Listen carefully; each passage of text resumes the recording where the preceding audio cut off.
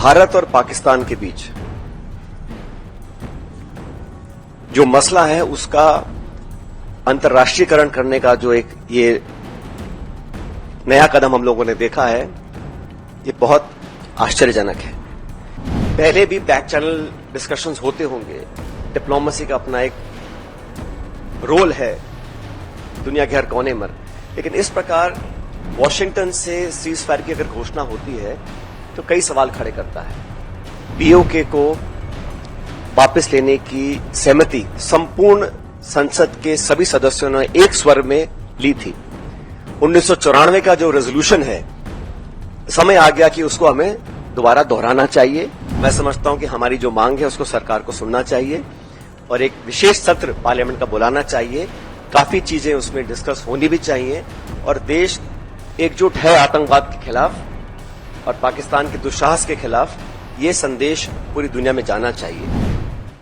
पिछले 24 घंटों का जो घटनाक्रम है बहुत तेजी से बदला है और हम सबको बड़ा आश्चर्य हुआ जब सीज फायर की जो घोषणा है वो अमेरिकी राष्ट्रपति ने करी। ये शायद पहली बार हुआ है कि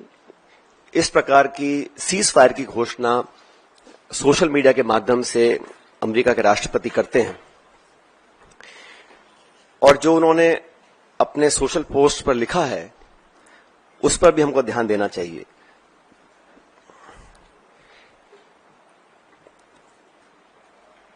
भारत और पाकिस्तान के बीच जो मसला है उसका अंतर्राष्ट्रीयकरण करने का जो एक ये नया कदम हम लोगों ने देखा है, ये बहुत आश्चर्यजनक है और कांग्रेस पार्टी बहुत लंबे समय से इस मांग को करती आई है कि हम लोगों को पार्लियामेंट का एक विशेष सत्र बुलाना चाहिए। आप सबको याद होगा 1994 में कांग्रेस की सरकार में सर्वसम्मति से एक प्रस्ताव पारित किया था जहां पर पीओके को वापस लेने की सहमति संपूर्ण संसद के सभी सदस्यों ने एक स्वर में ली थी। 1994 का जो रेजोल्यूशन है, समय आ गया कि उसको हमें दोबारा दोहराना चाहिए और इस पूरे प्रकरण में पहलगांव के आतंकी हमले के बाद देश में शायद पहली बार अनप्रेसिडेंटेड और एक तरफा समर्थन भारत सरकार को सब पक्षों से मिला। सभी दल, सभी विचारधारा, 140 करोड़ लोग भारत सरकार के साथ खड़े रहे और हमने साफ कहा था कि पहलगाम में जो आक्रमण हुआ है वो भारत की आत्मा पे आक्रमण है और इसका मुंहतोड़ जवाब देना अति आवश्यक है। सेना ने जो कदम उठाए उस पर हम सबको बड़ा गर्व है और जो आतंकी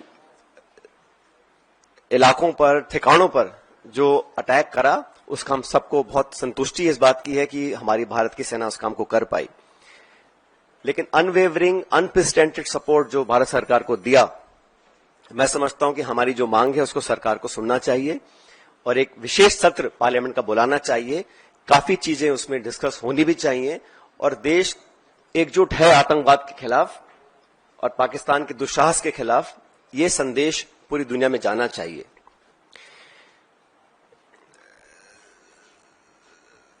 साथियों, जब ये घोषणा मीडिया के माध्यम से, और मैं सिर्फ उन बातों को रखना चाहता हूं जो पब्लिक डोमेन में है, काफी कुछ ऐसी बातें हैं जो हम सबको जानकारी में नहीं है, लेकिन जो पब्लिक डोमेन में है उसको देखकर लगता है कि बहुत से सवाल खड़े हुए हैं। अमेरिका का 2 दिन पहले कहना कि it is none of our business, उसके बाद secretary of state, vice president, US president सबसे पहले घोषणा करते हैं कि सीज फायर हो रहा है, उसके बाद पाकिस्तान और भारत भी सीज फायर का ऐलान करते हैं। ये जो मीडिएशन है इसको क्या भारत सरकार ने एक्सेप्ट किया है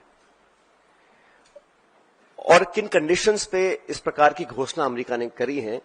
ये बहुत बड़ा सवाल है। उसमें कश्मीर का जिक्र किया गया है। सेक्रेटरी स्टेट ने बोला है कि एक न्यूट्रल साइट पर कश्मीर के मुद्दे को, और कितना गलत अमेरिका के राष्ट्रपति जी ने कहा कि हजारों साल पुराना ये मुद्दा है। वो भूल गए कि 76 साल पहले ये एक ही देश था, कोई मसला नहीं था, लेकिन उन्होंने कश्मीर के मुद्दे को उठाया। और मुझे लगता है कि ये इंडिया पाकिस्तान को हाइफनेट करने की दोबारा कोशिश की गई है। आईएमएफ का बेल आउट करना, पहले भी बैक चैनल डिस्कशंस होते होंगे, डिप्लोमेसी का अपना एक रोल है दुनिया के हर कोने में, लेकिन इस प्रकार वॉशिंगटन से सीज फायर की अगर घोषणा होती है तो कई सवाल खड़े करता है। भारतीय थल सेना के पूर्व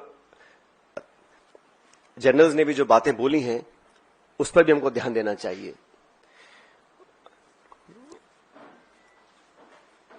मैं मानता हूं कि सीज फायर की घोषणा के बाद जो कल बॉर्डर पर लगातार वायलेशंस हुए, गोले दागे गए,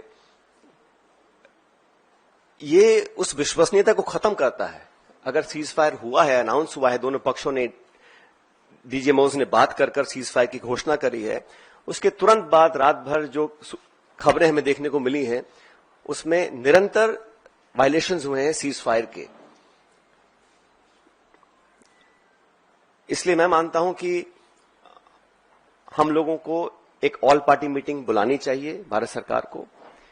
और जो पिछली 2 मीटिंग्स में नहीं हुआ वो इस बार करना चाहिए। प्रधानमंत्री जी को इस ऑल पार्टी मीटिंग में आना चाहिए और पूरे देश को कॉन्फिडेंस में लेकर सभी दलों को, क्योंकि सभी दलों ने अपनी विचारधारा को परे रखते हुए समय पर भारत सरकार को संपूर्ण समर्थन दिया था, और जो ऑल पार्टी मीटिंग्स बुलाई गई उसमें प्रधानमंत्री जी नहीं आ पाए थे। तो एक और ऑल पार्टी मीटिंग बुलानी चाहिए जिसमें वो सबको कॉन्फिडेंस मिले, सब पॉलिटिकल पार्टीज को और देश को कॉन्फिडेंस मिले कि सीज फायर हुआ है, किन शर्तों पर हुआ है, और अगर सीज फायर की घोषणा के तुरंत बाद रात भर पाकिस्तान गोलाबारी कर रहा है, सरहद पर मोटर फायर कर रहा है, तो उनकी विश्वसनीयता पर कब तक विश्वास किया जा सकता है, और क्या गारंटीज हैं कि भविष्य में इस प्रकार की घटना को अंजाम नहीं दिया जाएगा। क्योंकि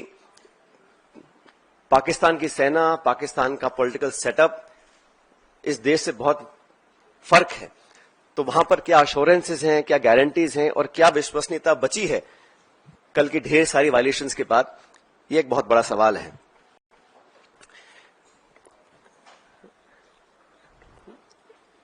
उन्नीस में भी जब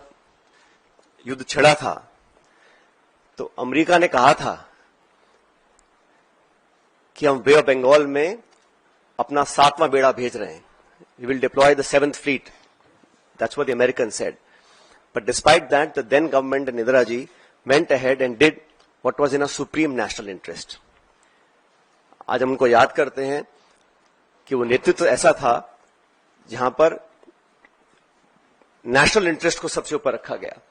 और आज भी आपको याद होगा जब पार्लियामेंट पर आक्रमण हुआ था, वाजपेयी जी प्रधानमंत्री थे, सोनिया गांधी जी नेता प्रतिपक्ष थी,